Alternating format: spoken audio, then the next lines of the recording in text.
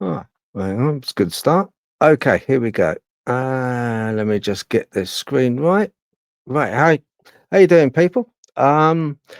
It's Dogman Teepee Hunting. If you're listening to this, it'll be on the Interdimensional Voyagers podcast. A bit of a mouthful, both of those are, I know. But it's another interview we've got. I've got a co-host as well. You know him, you love him. Colin Keelty from the Dark 66 YouTube channel. He's come on really to help me with this because we have a guest on that has an awful wide spectrum in the world of paranormality and ranging right up to cryptids, UFOs. I mean, it's the whole shebang. So I need a little bit help. Colin's the man when it comes to, as we know, cryptids. Without any delay at all, I'm going to bring Colin on. Hi, Cole. Hey, Phil. Thanks for inviting me on. Hey, Oh, everybody. no, thank you for Welcome to the coming. show. Yeah, thank you for coming. As you know, we've got Mr. Matt Harvey on from Deep Woods Paranormal.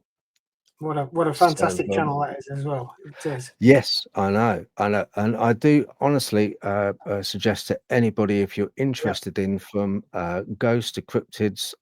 Honestly, this channel absolutely fantastic. It's on Spreaker. It's on most streaming services. Where you get your podcasts. I've been listening to it avidly for the past week, if not longer. Just like as soon as I was talking to Matt, I thought I've got to listen, and very addictive. He's got some great guests on, and also he does monologues as well. In a way, he does like observations, self observations, about this um, about this thing with like ghosts and specters and phantoms and shadow beings and goes on. So a bit like myself, I tend to sort of go on a little bit, like that, but not half as good as Yeah, it Matt does. does. Yeah, it does. Yeah. So yeah, I shall bring him on without any further ado, if that's okay, Colin. It's Here we fantastic. go. Hi. Hey How you doing, guys, Matt? how are you? Good. Thank you very coming on. much for having me on. I appreciate it. Nice to meet you guys. Oh, yeah. thank you for having us. Thanks for coming on. I mean, it's great, isn't it? Yeah, it's awesome to be on with you guys. I'm looking forward to it. As I say, I've been listening to your channel and it's like absolutely fantastic. Really, really good. I'd recommend it to anyone. How long ago did you start that channel, can I ask? The audio recording podcasts about 3 years ago now.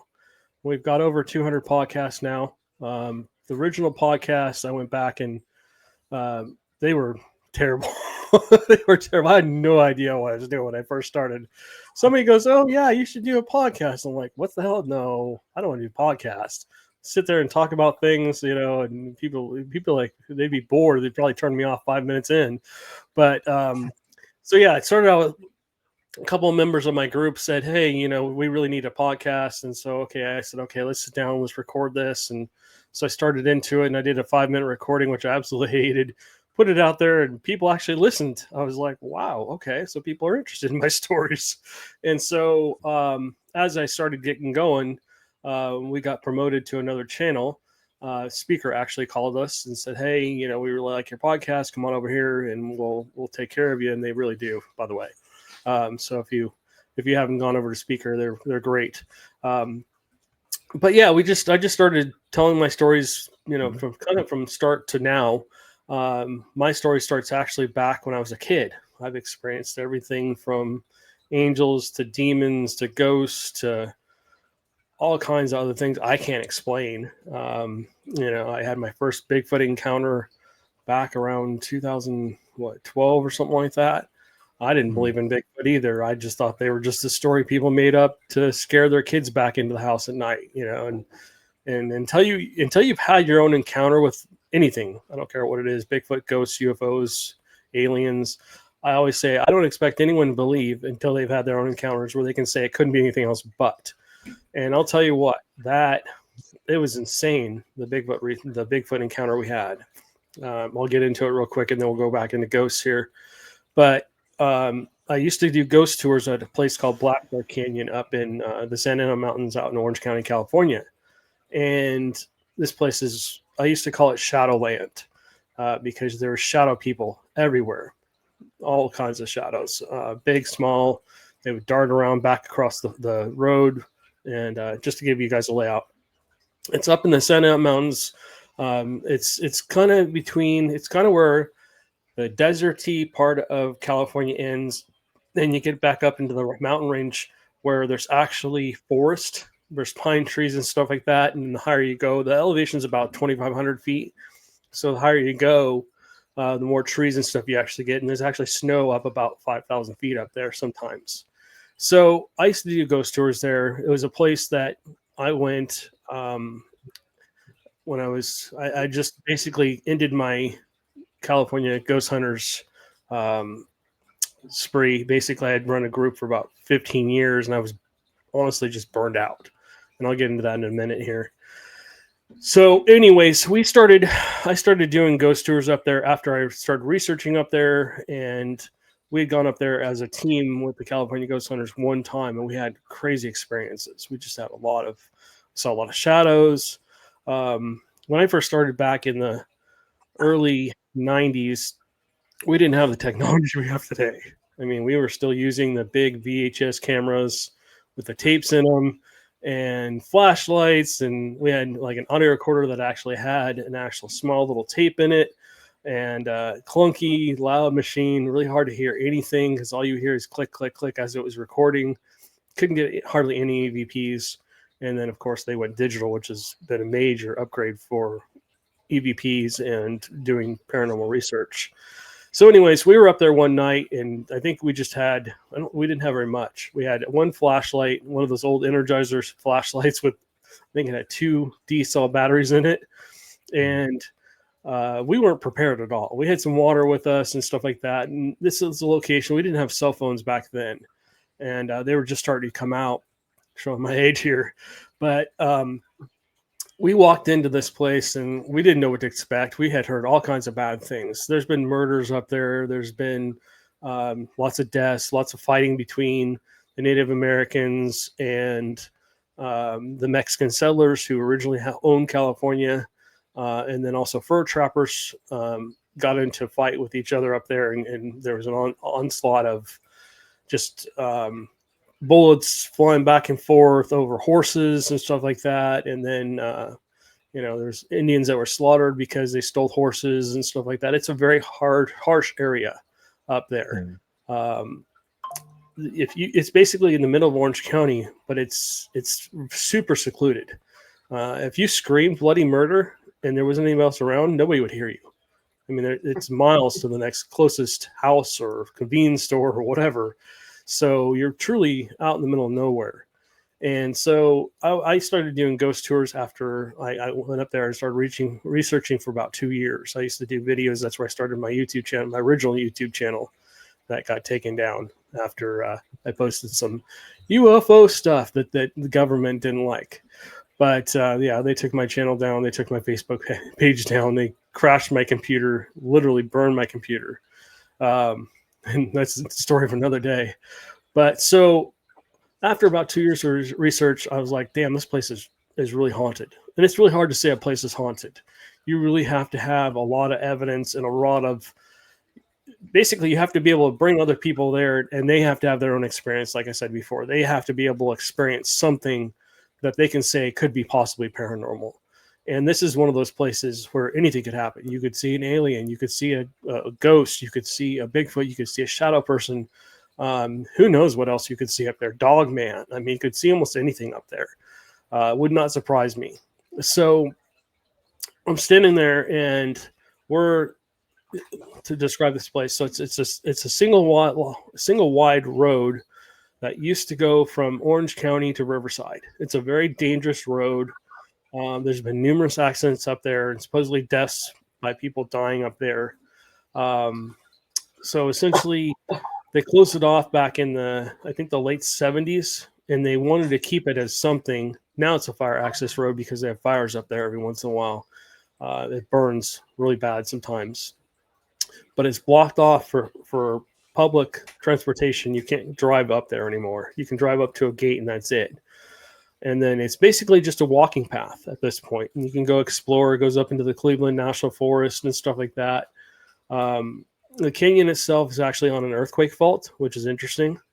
I think that's possibly where part of the reason there's so much activity up there. I think that the earth gives off energy up there. I've been up there when there was a small earthquake. I was like, whoa, what's this? We're moving. And I'm like, holy crap. And then the activity picked up. So, Matt, can I ask something? yeah. Do you mind if I ask something?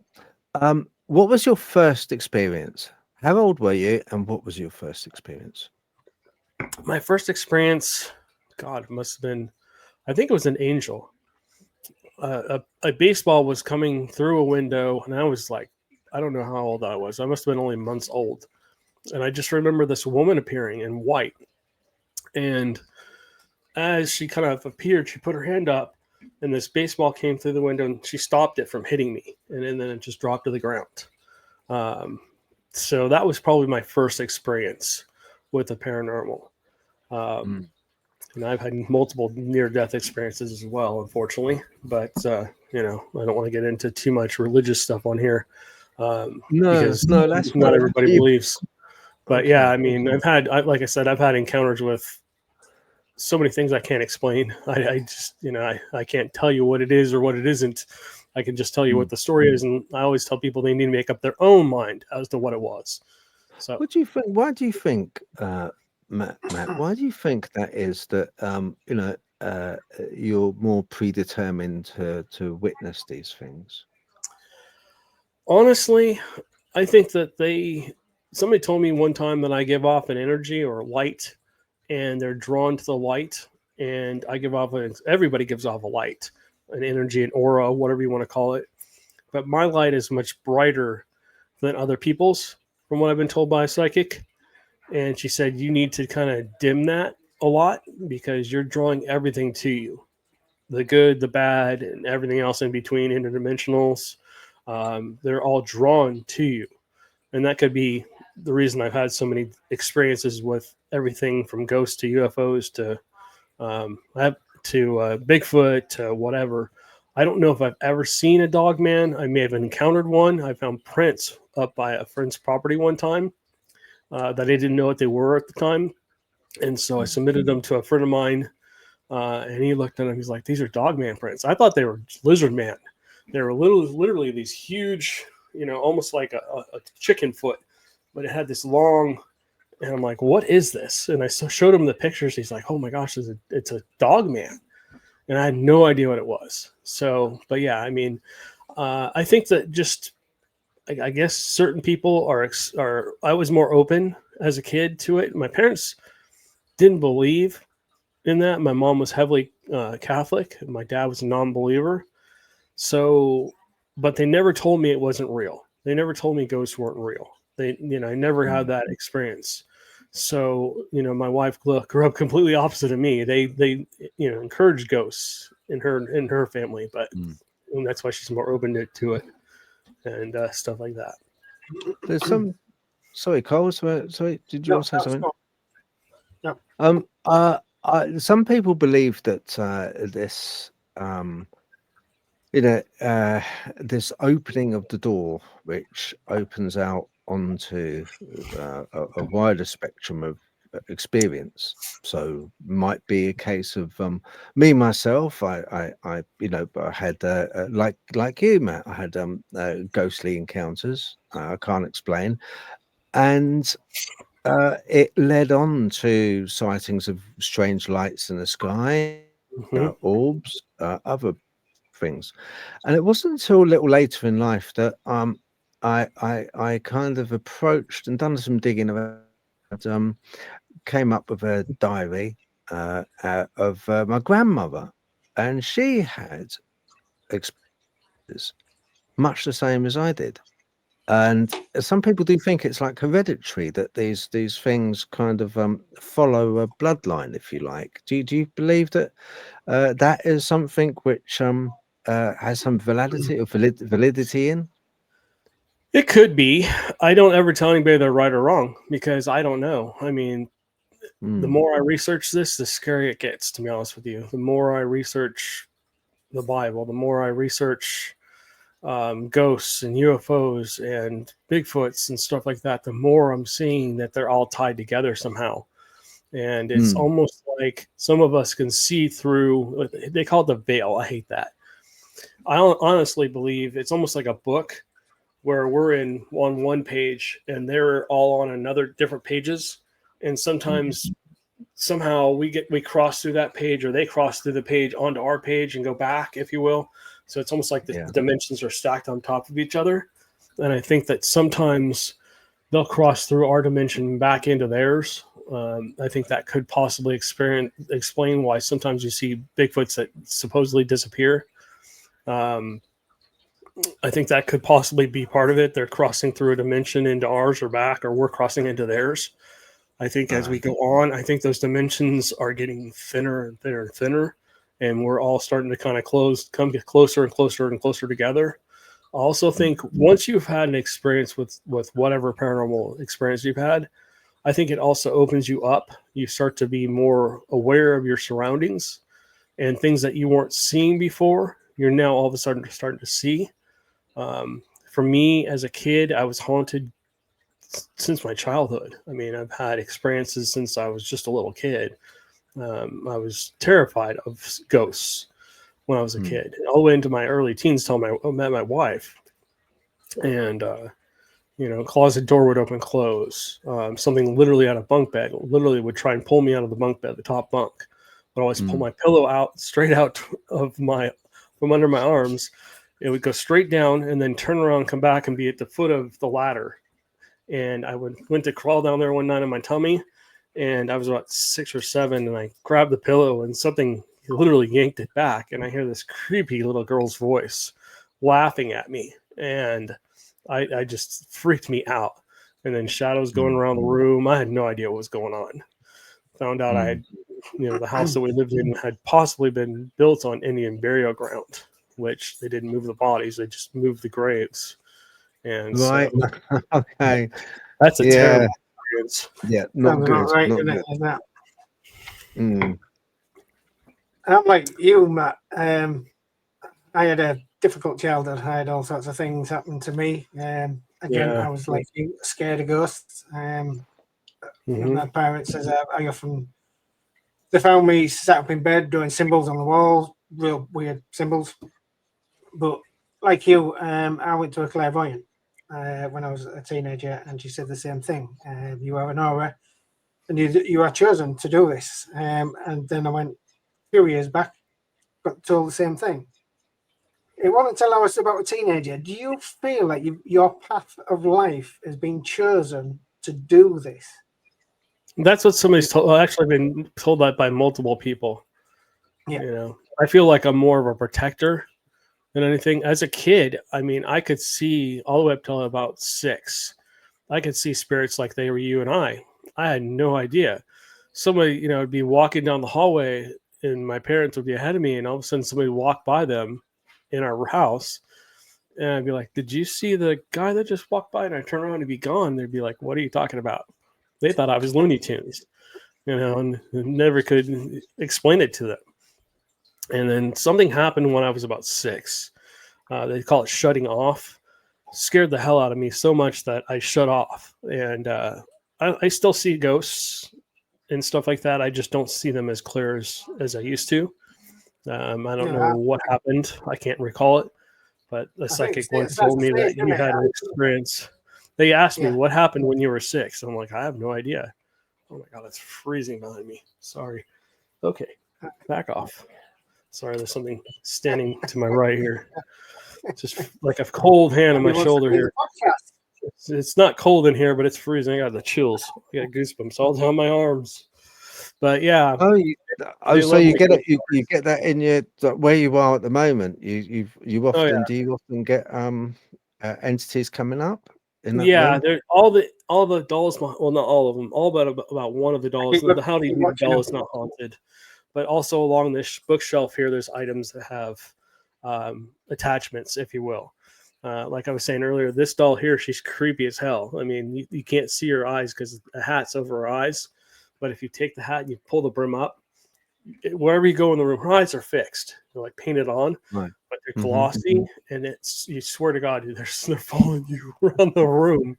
The Raggedy Andy doll behind me, he, like I was saying earlier, he has like a little kid. He's haunted by a little kid, and he has this little face that pops out, like a little real human face that pops out, and he'll literally look around the room, and it's crazy.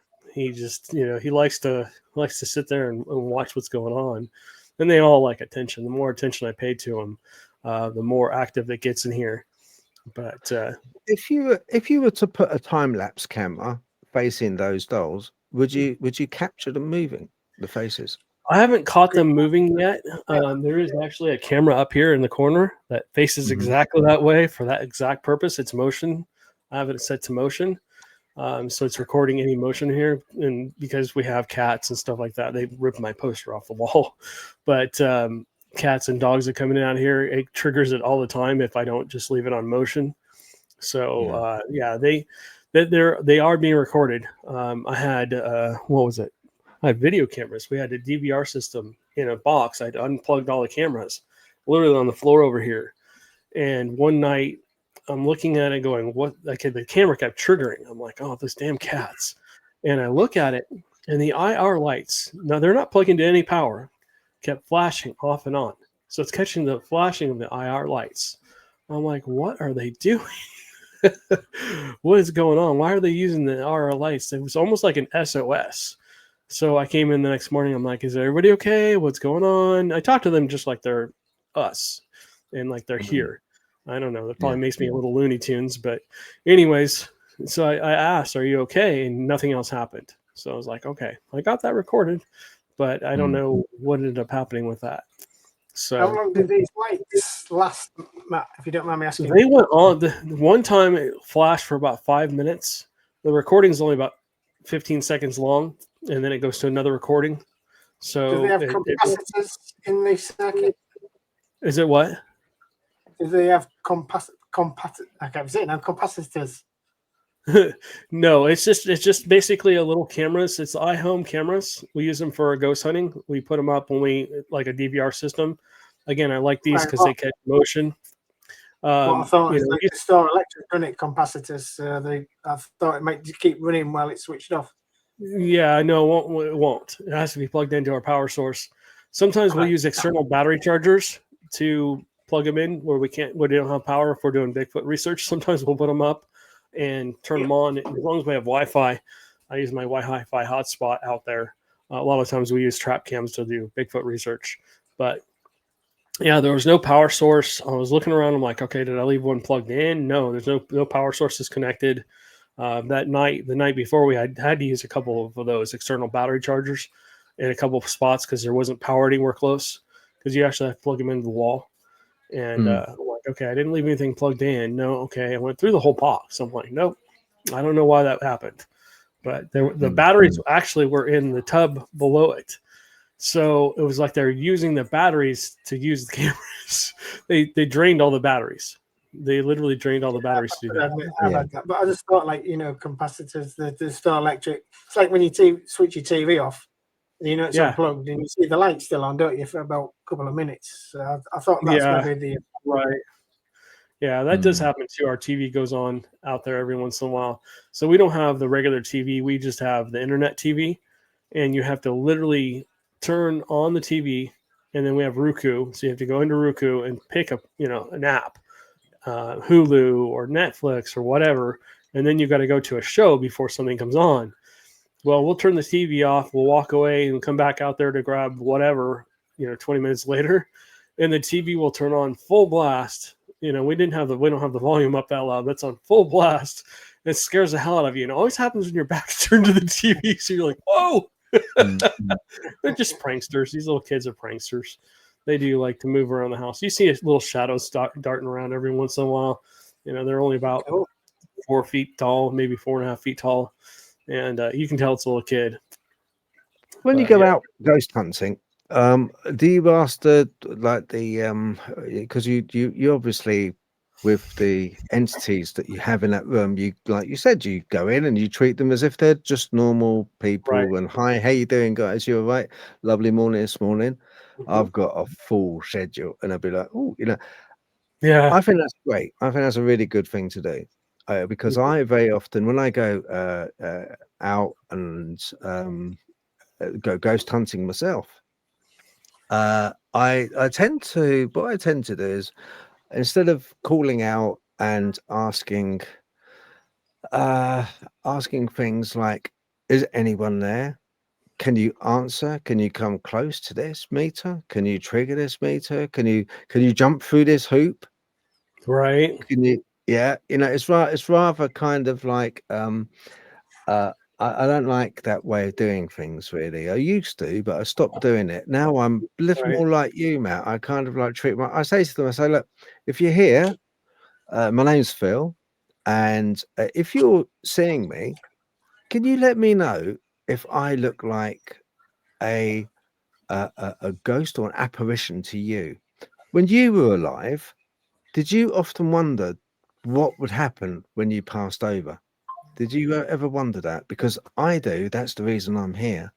And Right. I kind of like strike up, if you like. It's it's madness, but I strike up a one-ended conversation until I get some kind of positivity from a reply, something that comes through. I use a lot of the normal, the trimeters, the K2s, which I use. I don't hold a lot of confidence in K2s, as it were, but I do use them. I tend to sort of put them in an area far away from me, and then if they light up and they go to red, they trigger. That's great, but I don't hold them with me all the way around, because sometimes they're funny. If you press that button which switches them on, switches them off, and you just tap it slightly, the lights go up. Mhm. So you got Right. to be careful of that. But Exactly. yeah, trimeter. I always get like background readings of the area before I go in. Right. Mhm. But do you think that with these entities that we're dealing with, as people would say, ghosts, or do you think that they are people that have passed away that have come back? Is With your experience, what do you think they are? Well, I'm pretty sure they're like stuck in between here and in heaven or wherever you want to say they go, or they just haven't left, if you will.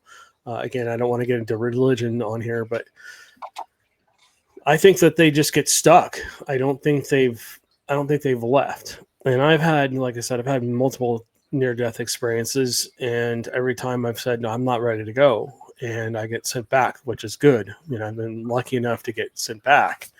My last near death experience, I went to a completely different place. I was kind of in between. I think I went into shock. I have allergies, and I had a food allergy issue, and I was starting to go into shock, and I felt like I was sleeping, but I wasn't sleeping, and I went into this. I don't know. I was like floating around.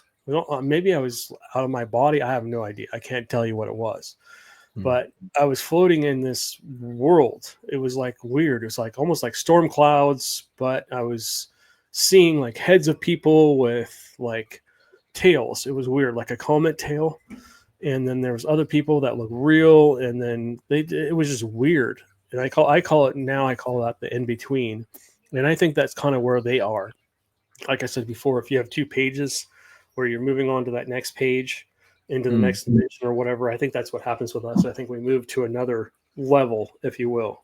When you leave this life, you move into another life. I think you kind of move on to that next chapter or whatever your being is going. And I think it's kind of like in between the two pages, if you will.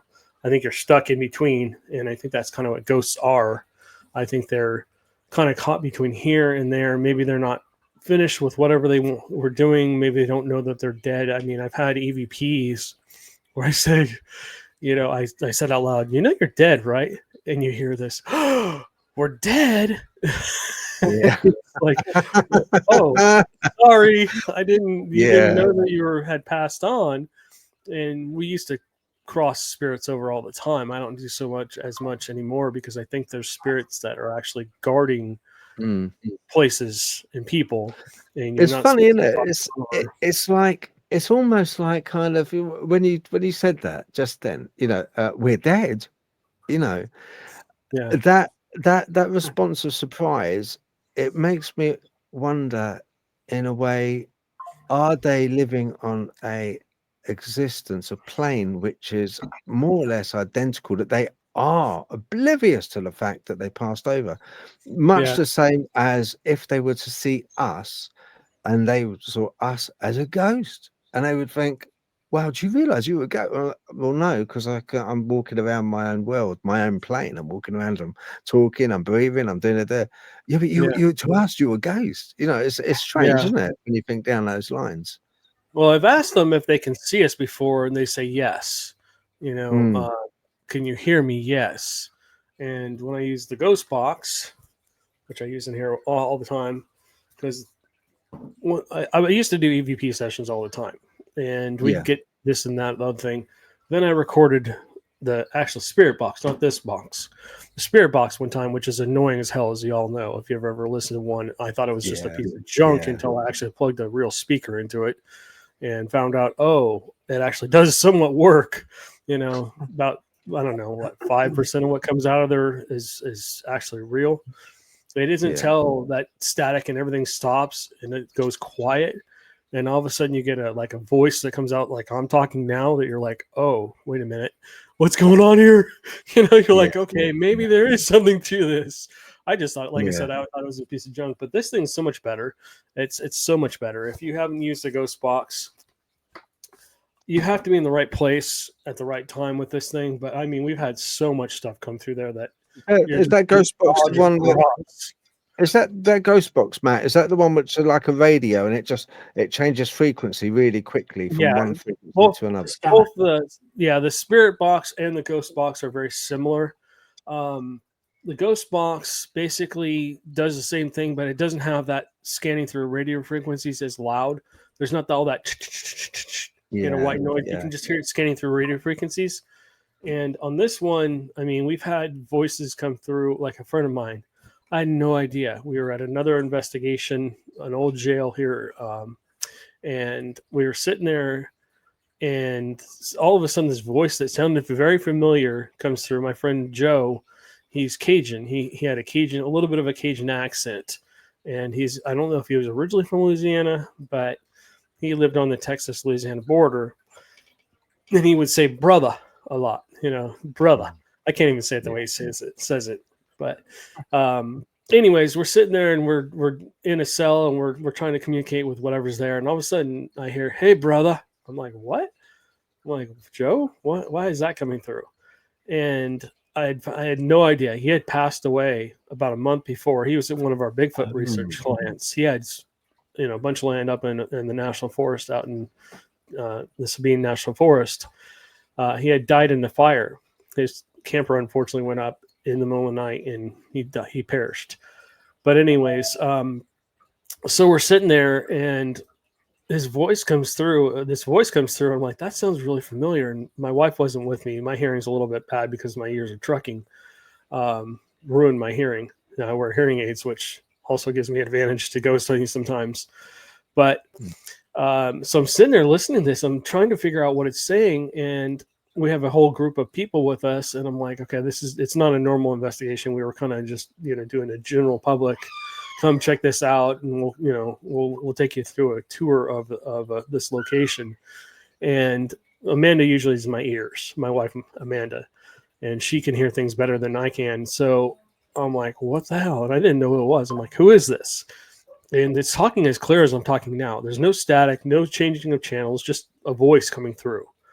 And that's not normal for this thing. It's annoying as hell sometimes to listen to it, but it's clear. We can understand it, except for he's, like I said, he has a little bit of a slang to his voice. So we're sitting there listening, and I'm like, what is this? And I thought it was something bad at first. So I'm like, okay.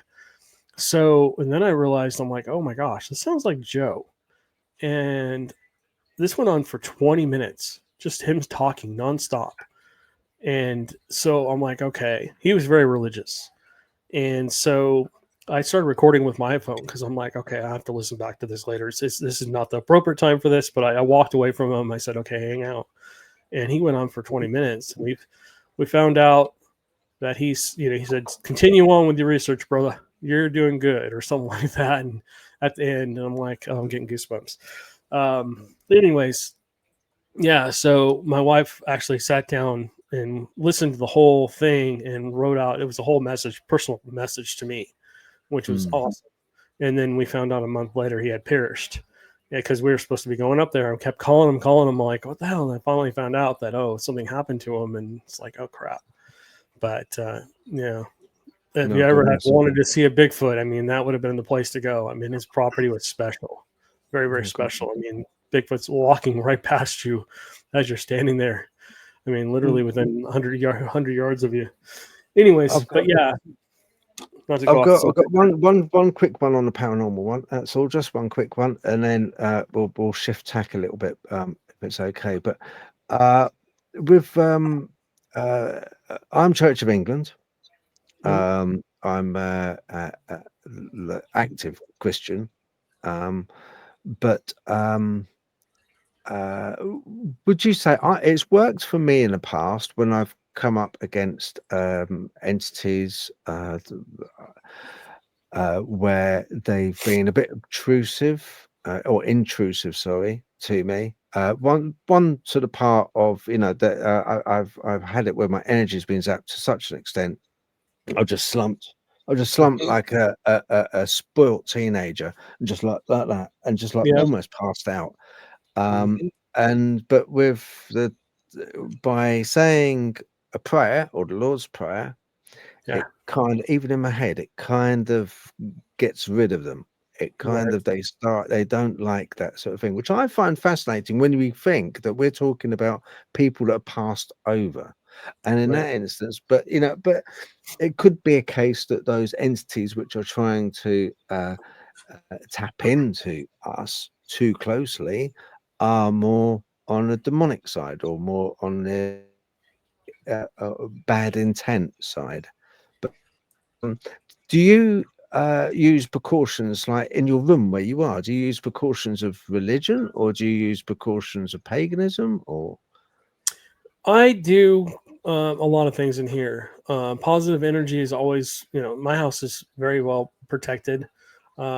This room is blessed just because some of these entities, there's one little girl up there she's a little mischievous, and sometimes she pushes it a little bit. And there's other entities.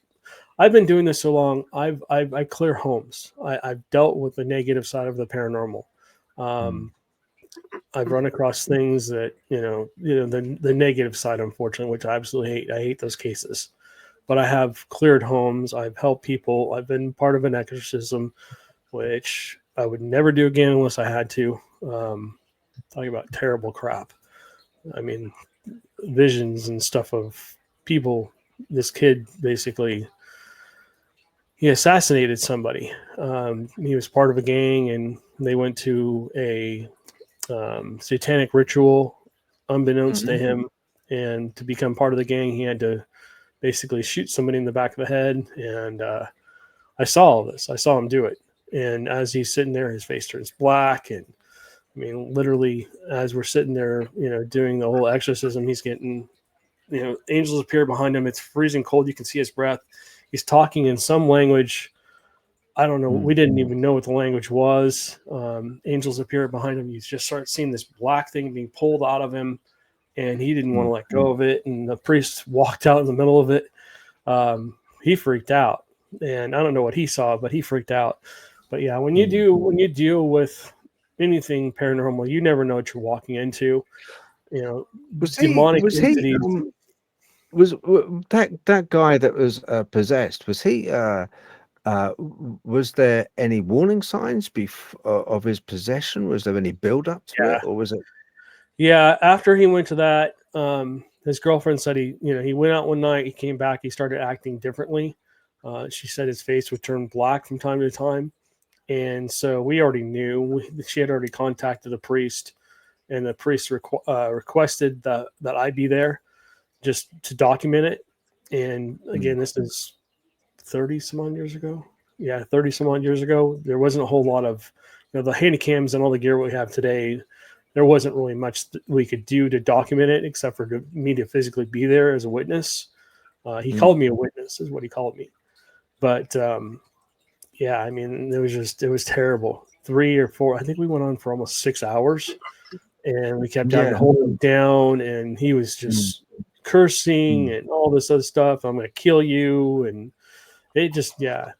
And it's very difficult. It's very difficult. I'll be honest with you. I'm also a minister of the Church of Life, and I have been present with more demonic, with the more demonic entities, Right. shall I say? And it is a labor. It is a labor, when you do meet these entities, come face to face with them. It's quite fascinating, but and the fascinating part of it is with them where they differ from ordinary ghosts. I find, I don't know if you think the same or feel the same, but they're a lot more physical, a lot more materialistic, a lot more they're able to move objects with ease, they're able to influence with ease, they're able to project thought with ease, with normal run-of-the-mill, if you like, ghosts, if there is such a thing as a run-of-the-mill ghost, or haunting. It's a lot more subtle,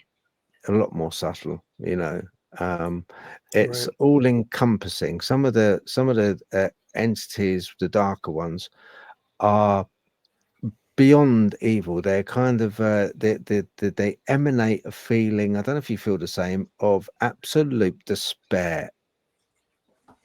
Yeah, I mean, the feeling of dread was definitely there when we were doing that, and since that, I mean, I've dealt with demons. That's what terrified me when we moved into as a kid, we moved into the second house. That was right when I met my wife.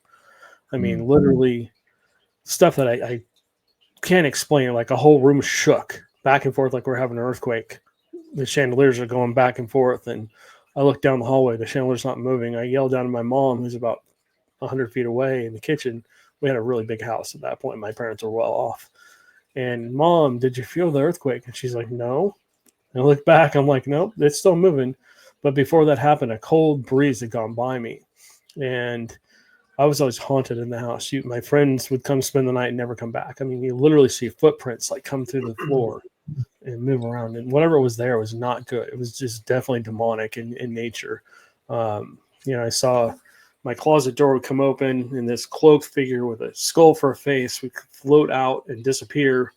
And then one night I had a bed frame, literally the bottom of the bed frame just went boom. I was about 180 pounds then. I was in high school. I was really in shape. I was playing football. I was a big, strong kid. And my dad's like, well, you bent that. You did that. And it didn't snap. It bent. The bed frame literally bent up. So we took it out when 3 or 4 of my big friends, took it out to the garage, and we're like, literally, we turned it over to the side that had not been bent. And we're sitting there like trying to pull it down and putting all our weight on it, hitting it with a sledgehammer. We couldn't get that thing to move at all. Whatever bent that, I mean, had to have so much strength. It's not even funny. But yeah, I mean, the demonic side of things, like you were talking about, let me put it this way.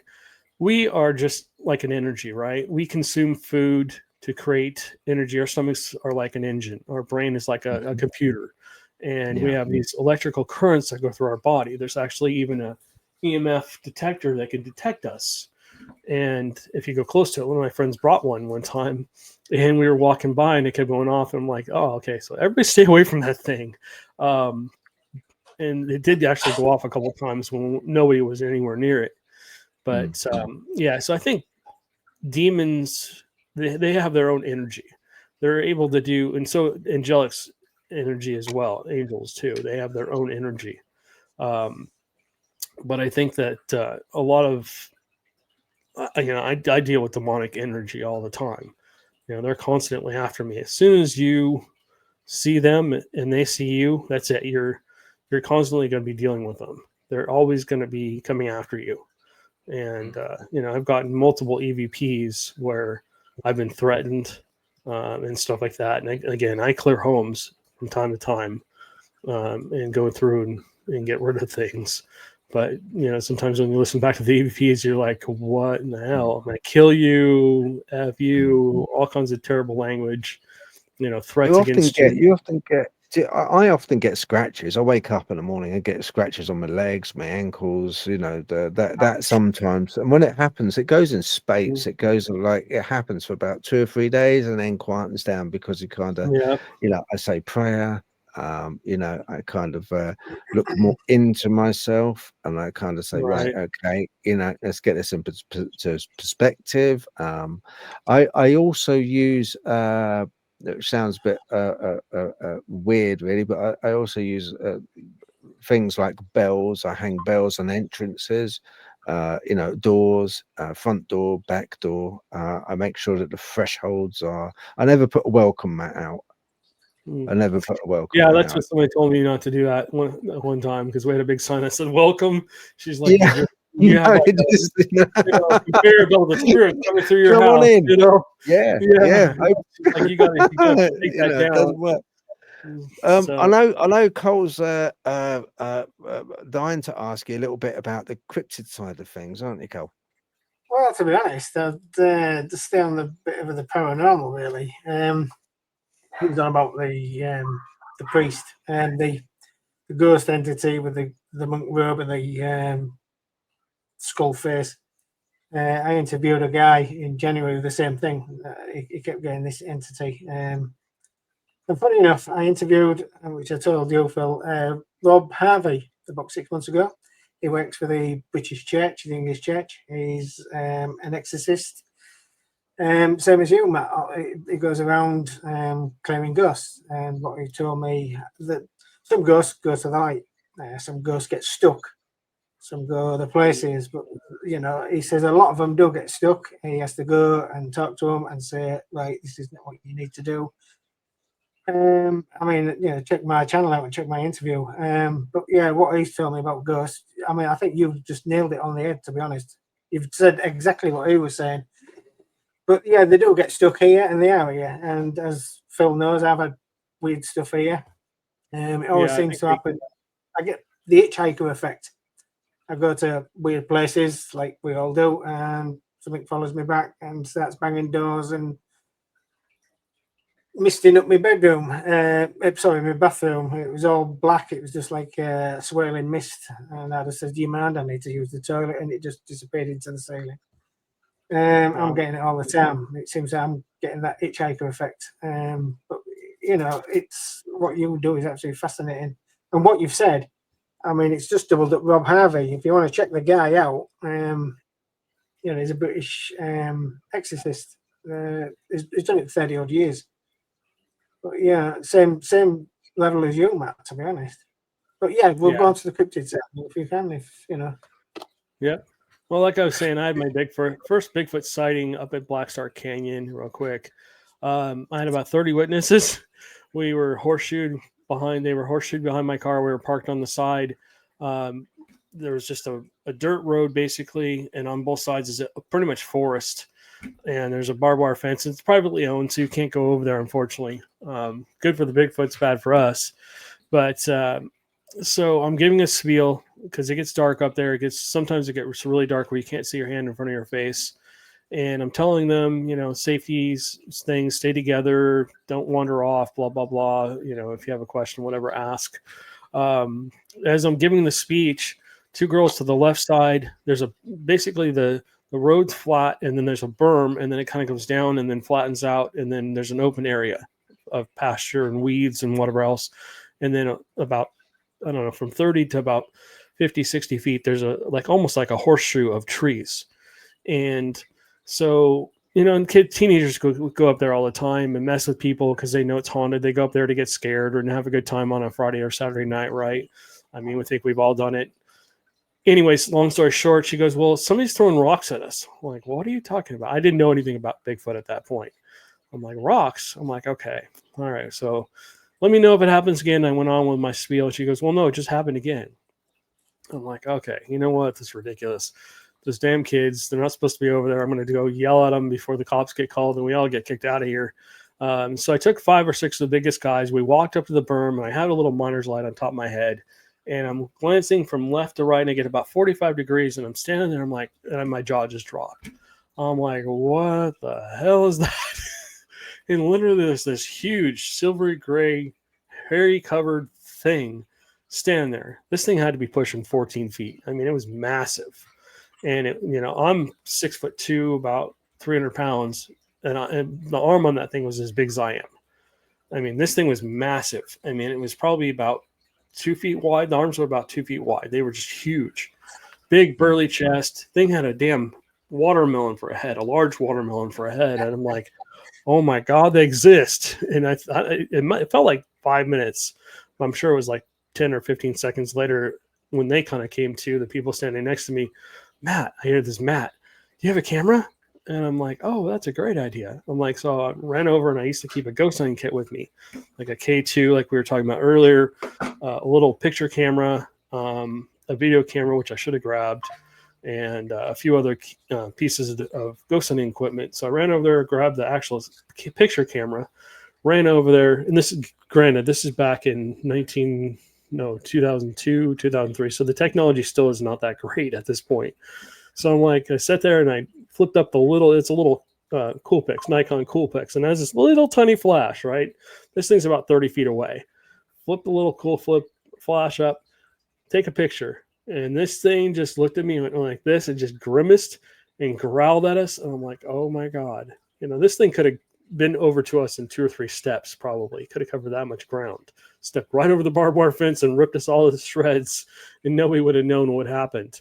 So, the smart person I am, I looked at the picture. I'm like, oh crap, it came out black. And it's dusk. It's not dark. It's dusk. So we can visually see it still, even without the light. But the camera couldn't. Even though I had my miner's light shine straight on it, I take another picture. And this thing just looked at us again. And I'm like, it just shook its head. I'm like, okay, it didn't kill us. So that was a good sign. And so I say out loud, you know, we can still see you, right? And it's just standing still. It wasn't moving. And so walks over behind this tree. And this tree's got about a 6-inch radius, right? It's about, I would say the tree was about 12 feet tall. And it's literally standing there with its shoulders and head well above the top of the tree. I know because I actually went over there and measured the tree, by the way, with a measuring tape because I wanted to know what I'd seen. The next day, I didn't go there after it disappeared, but it stood there and it grabs a tree like this. I'm like, what the hell is it doing? And I had no idea at this point in time. They shook trees or threw trees at people or whatever they do. And I'm like, okay, well, we can still see you. And it growled again. And when it walked over there, it took about 3 steps and didn't make any noise. Didn't shake the ground or anything. Then it stomped off. It got pissed. It stomped off. Boom, boom, boom. And it's shaking the ground as it was walking. It had to be about 600 to 1,000 pounds probably. Walks over behind some other trees and you hear this grunting, growling. I'm like, damn, okay. So we continued on with the ghost hunt. But that was my first encounter. And I was like a kid in a candy store. I'm like, oh my God, they're real. You know, I was just completely changed. Jealous. How old were you then? How old were you, Matt? How old were you then? I was probably about in mid-20s at that point in time. I was probably actually later 20s, probably almost close to 30. And I'm like, oh my gosh, they really do exist. And I'm calling my wife on the way home from the ghost hunt. I was about 45 minutes from home. And she's like, what are you smoking? What did you do? Did somebody give you something? I'm like, no. She's like, okay, I'll talk to you when you get home. And I'm just like, probably just rambling on like I am now. I'm so excited. And she's like, you know, and so I started thinking, oh my gosh, okay, you know, I had a tree knock happen back about 3 years before that. And I had several other what I thought were sightings. And I started going, okay, wait, what?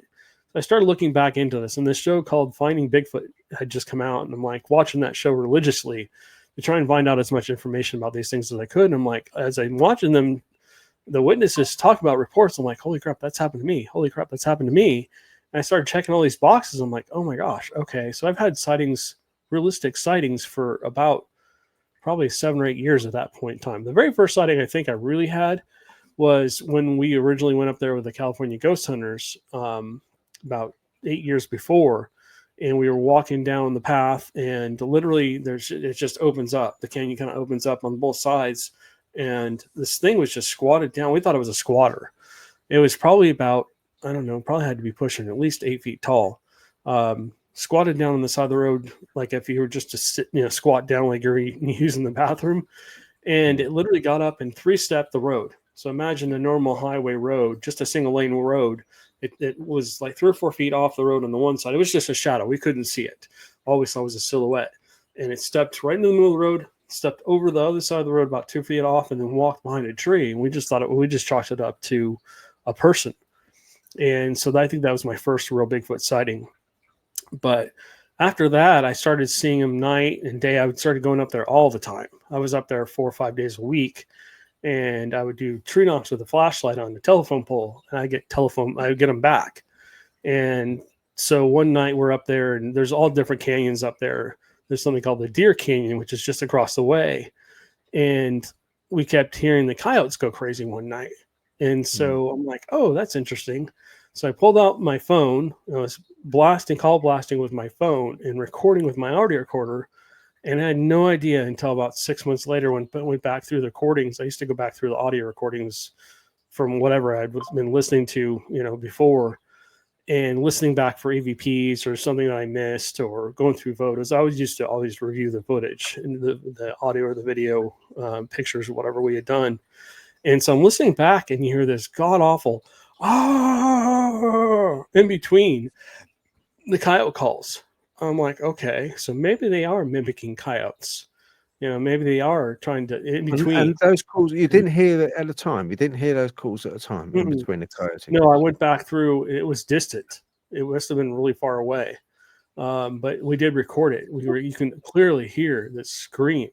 And so one time I was out with another couple, and we've been out there all night long, actually doing Bigfoot research, doing tree knocks and all this other stuff, and there was nothing. And so we're walking back out, and right next to where you walk out through the gate, there's a huge, just big boulder, essentially. And there's a set of trees that goes along it, so you can basically hide up there and look down. And I think this is where a lot of the Bigfoots are. I'd have to actually show you a video of the location for you to understand better. But there's like a line of trees in between, and there's the road in here. And then up above, there's a berm up here. So it came from the berm. We were walking out, and I'd been playing these screams for hours and hours and hours, and it was echoing through the canyons, and nothing. We got nothing back. Again, I was blasting with my phone with a Bluetooth onto a speaker and recording with my audio recorder. And as soon as we go to walk through the gate, I just turn off the audio recorder, and you hear this, way louder than I'm doing now. You could feel it reverberate off your chest. It was like right above us. And I'm like, it's right up there. And so I was like, oh, okay. And by the time I got the audio recorder back out of my pocket and hit record, it had just stopped. But you could feel it reverberate off your chest. So, people that say they have ultrasound, that could be true. I mean, it stopped us in our tracks. We literally stopped. And then real quick, as I was walking out one night, another time, I was out there all hours of the day and night, sometimes a lot of time by myself and nobody else out there. And so I'm walking back out the gate one night, and I heard something to my left. I just thought it was a deer or something in open pasture as you get out the gate. And I'm looking over there, and I just felt like I was being watched. So I'm like, okay. So I had a flashlight, was as bright as a headlight. So I started shining it out there, and I spotlighted a Bigfoot. And it's not very big. It's a juvenile. It was probably, it was just brown. It was about my height and my size, maybe 6'2", 6'3", maybe 200-300 pounds. And it was just standing there watching me. And I think it was what they call a scout. It was watching to make sure, that nobody walked in there while they were hunting or whatever, or just watching to make sure that if they do sleep at night, they were, protected. Yeah. So literally it stands there, and I'm probably blinding the hell out of it with a flashlight. And it basically finally turns. Like, their heads are pretty much attached to their shoulders. They can't physically turn their head like this. They physically have to turn their whole body. I think their mechanics are different than ours. I think the way they walk, I think their hips are a little more able to flex almost so their legs go straight. So everybody says, oh, they walk in a straight line. And that's every track I've ever found of theirs are pretty much one step and then one step almost like perfectly in front of it. I think they rotate their hips quite this way when they walk. They have the most unusual. When you see one walking, they have a really unusual gait to their walk, their stride. Yeah, really so unusual. it literally turned its hip and took one step this way. So it's literally almost like if you put one foot in front of the other as far as you could get your legs to go. Yeah. That's what it did. And it literally went like this and stared at me. And it was the Patterson-Gimlin film. If you've ever seen the Patterson, I'm sure you guys both have seen the Patterson-Gimlin film. Yeah. It was exactly that same thing. I'm like, oh my God. And then it turned again, turned the other way, took a step, and then took a step, and it disappeared. You know, over here we got a forest called Cannock Chase, and I've only seen a Bigfoot twice. And once at Cannock Chase, it's it's 33 miles of forest, I believe. It's, it's for over in the UK, it's a big forest. It's quite a big forest. So, and it's quite dense in places. And I saw this like flash coming up from, I thought it was a bird, first of all, coming up from the brush. And I thought, oh, wow, that's a really, it's a bright bird. And it just like sort of took off. And I thought maybe because we're walking up and, it sort of saw us and we looked straight off out the brush and flew off. And I saw something in the distance between two trees. And it was very, very dark, really dark and big. Yeah. Anyway, lucky enough, I had the recorder on me and I had a grandson with us. He's only like 13 at the time, and all the while we were walking up, he didn't give a damn about Bigfoot. He was 13. He was just interested in TikTok and girls and all the rest of it, And so he's walking along, and he'd have his phone in front of him, watching it, looking at his phone, playing a game or whatever. And I'll be like, kind of going through the forest, and he kept saying to me, I could hear grunting like a like this, I couldn't hear it, but then my hearing is pretty buggered. It's not that great. And I turned the camera as I saw this thing like take off as flash, and I recorded it, and I recorded the figure behind it. Now the thing about gaits when they walk is when they first turn off, it looks as if it's going to fall over, topple forward. They walk in with such awkwardness that they kind of look as if they're going to fall first of all before they start striding, and then once they get their stride, they're gone. Right. They sort of awkward when they walk, don't they? It's strange.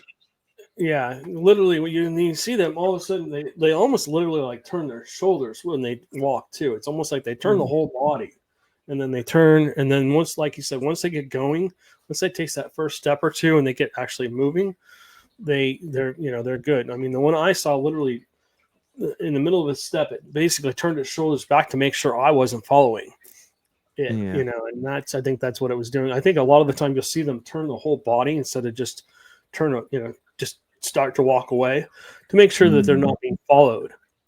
And these things, a lot of people think that they, I've seen them belly crawl. I've seen them on all fours multiple times. They look like a giant bear is what they look like. And then, they also will go down they'll hide behind trees and stuff like that. They do all kinds of strange things. They're like a soldier. They know how to protect themselves. Supposedly they climb trees, but I've never seen one in a tree. I've heard multiple witnesses tell me they've come down from trees, scared the hell out of them. But, I've never actually seen that yet. Okay. Do you think, Cole, any questions?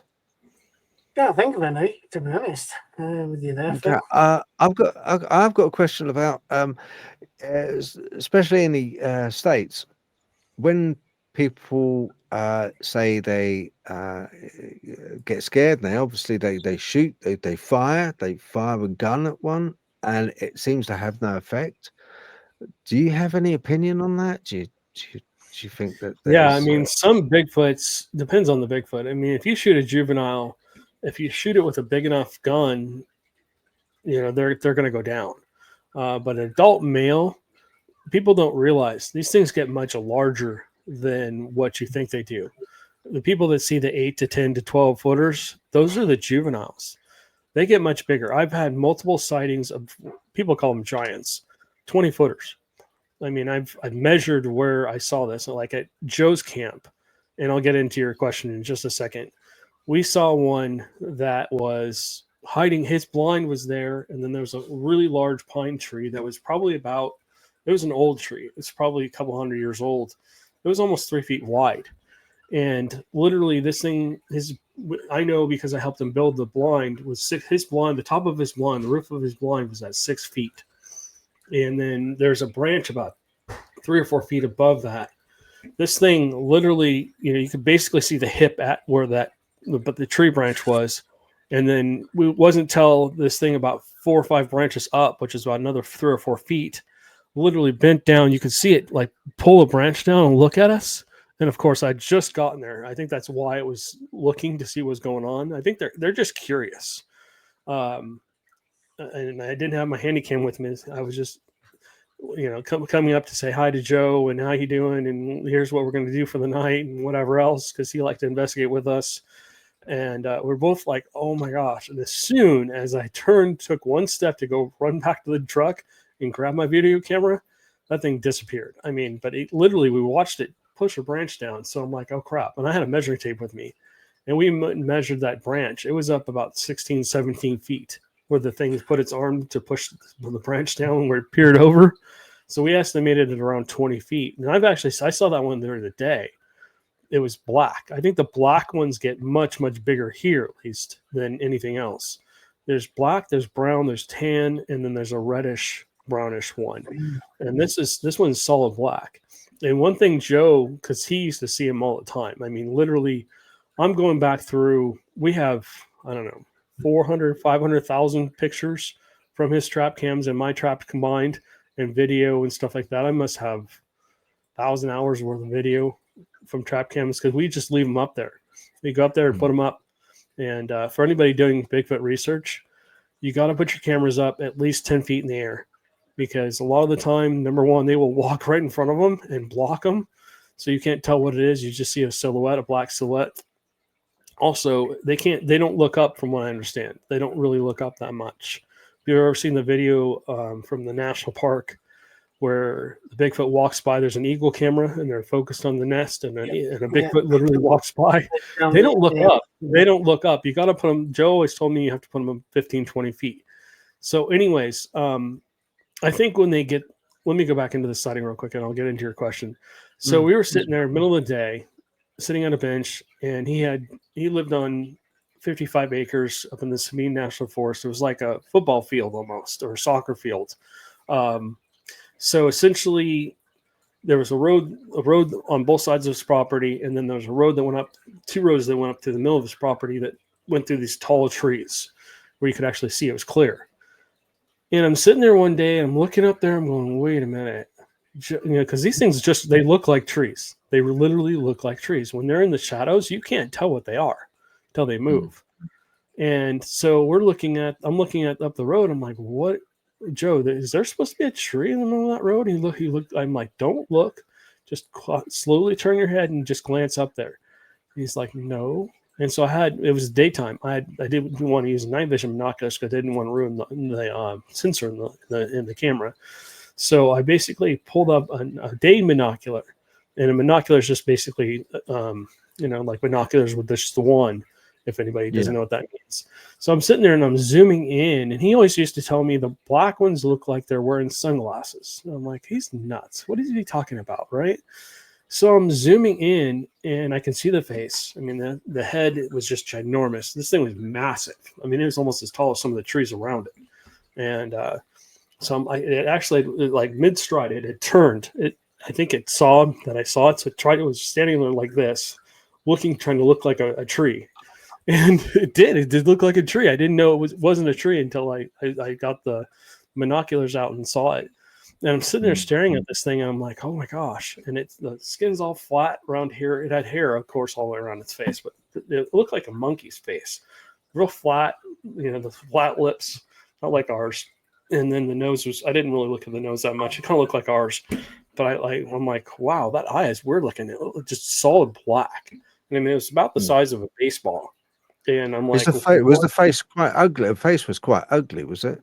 no, well, Quite it wasn't real ugly. It wasn't very hairy covered. It had some hair up here, of course, just like hair, Yeah, like we have a beard. yeah, And then around the lips, just around this part of the lips, was yeah, actually just skin, like tan skin, and it yeah, was very flat and kind of wrinkly, like you'd see on a any kind of a primate.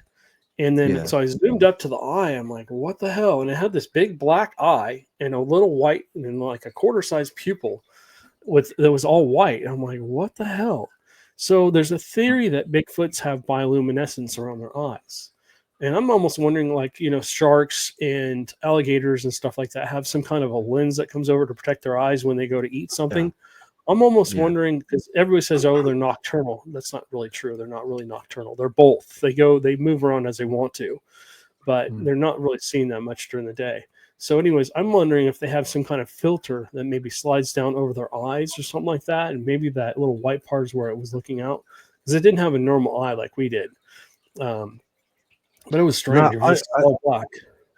I call those squat fatter ones, if you like. They're squatter. I've seen a type 2 dogman, which is looks like a Bigfoot over here, and it's it's like a sumo wrestler. It's really stocky, really big. When it runs on all fours, but it stands up on two legs ordinarily to look around. But when it runs and wants to run quick, it'll go on all fours, quadrupedal. But it's got its eyes are really wide apart, very Mhm. wide apart. Flat face, really quite ugly. Like it's been in an accident, but yeah, very little fur on the face itself. The Yeah. skin color is odd. The skin color was it was pale, but it was sort of a grey color pale. This was. It's like um just didn't look healthy, to be honest. But it was Mm. definitely something which, and I caught that on video. It was in a shack in this wood. Walking along, I never saw it. Matt, I went straight past it. My dogs acted up, and of course I swung the camera around as I normally do. It wasn't until I got home, because I said to the two dogs, I said, "Oh, what's wrong with you? Come on, look, stop barking. Come on, there's nothing there." And then I looked at the camera footage afterwards. Bing bang.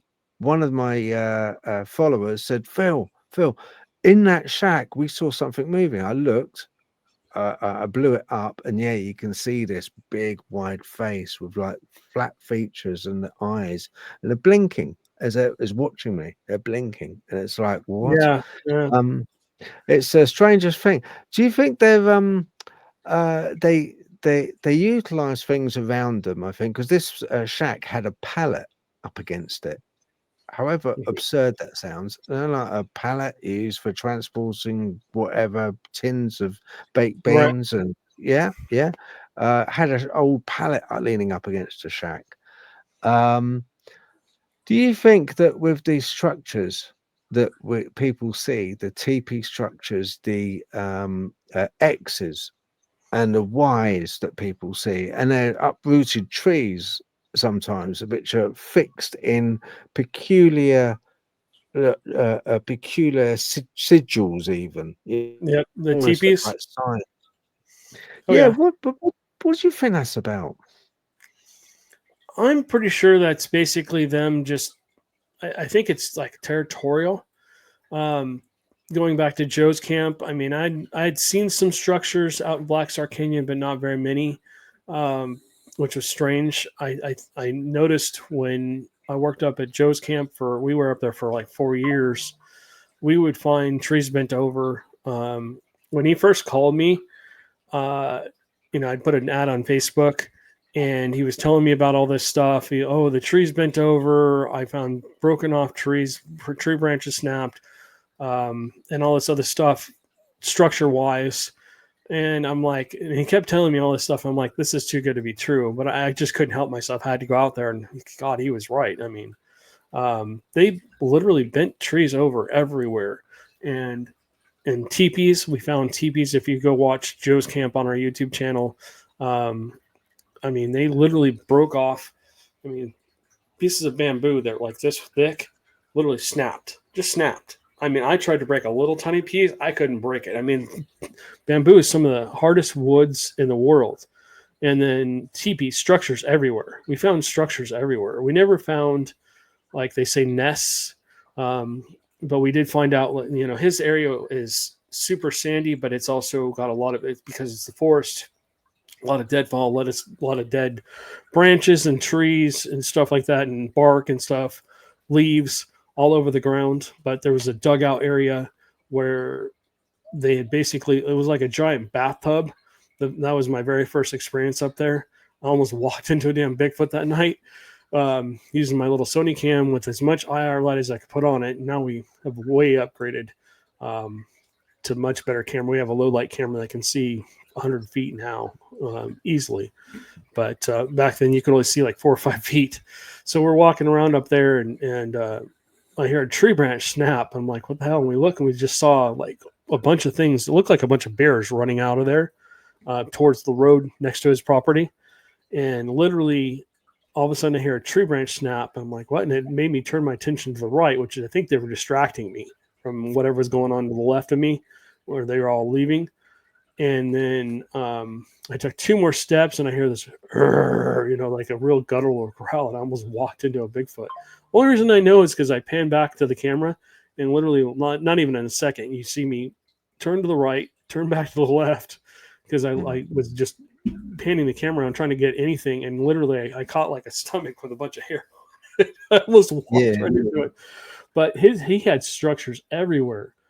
We were constantly finding new structures when we went out there. And literally, I mean, you would walk through an area. I mean, the Bigfoots up there had a good sense of humor, I think. You'd walk through an area and then you'd turn around like 2 minutes later and you'd be like, wait, where did that tree, like where you just crossed, there was a tree pulled across and you didn't hear anything.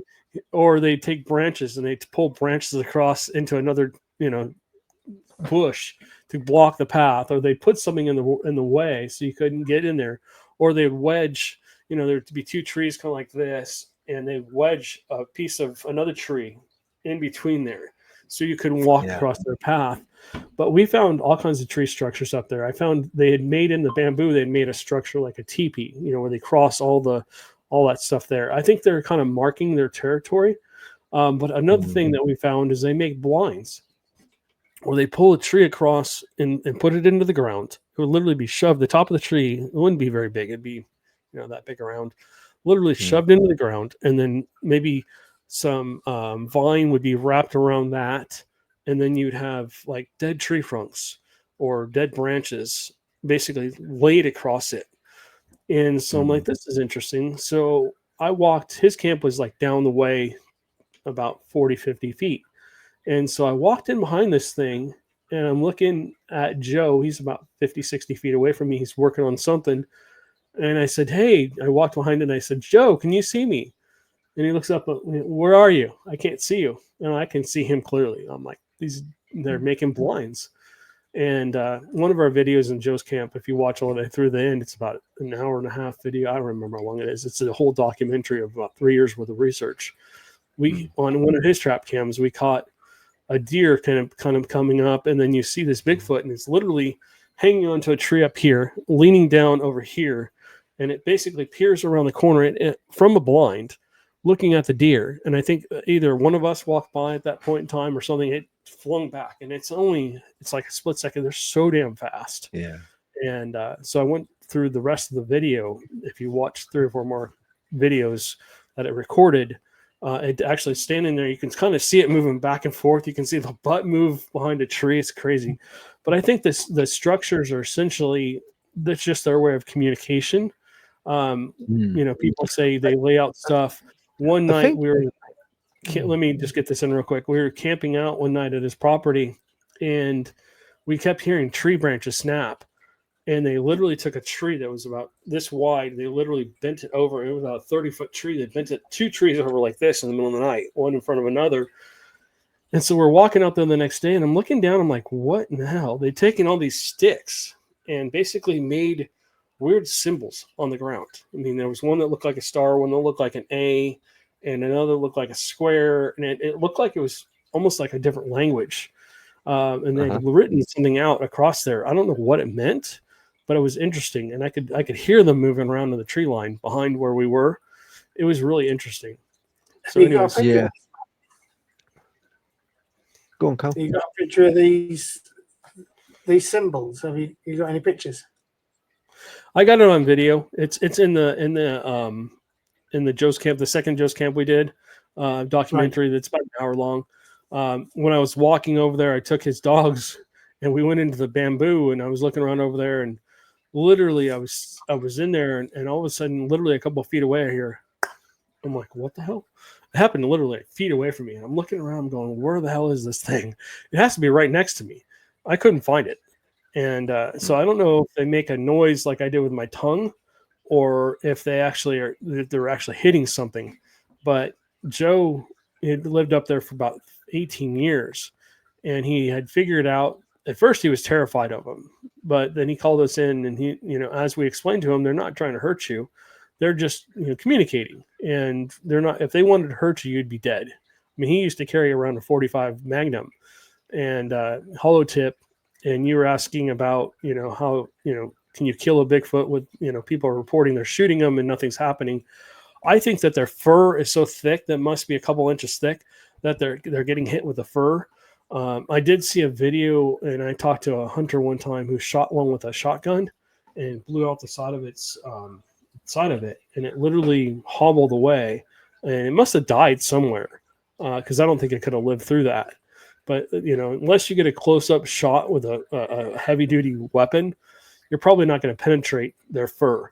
Some of them, the bigger ones, their fur must be 3 or 4 inches thick. I mean, it's just this blanket of heavy fur, and it almost must work like a bulletproof vest, if you will, because they're built like tanks. I mean, they're out in the wilderness. I mean, I don't know how thick their skin is. Must be harder than ours.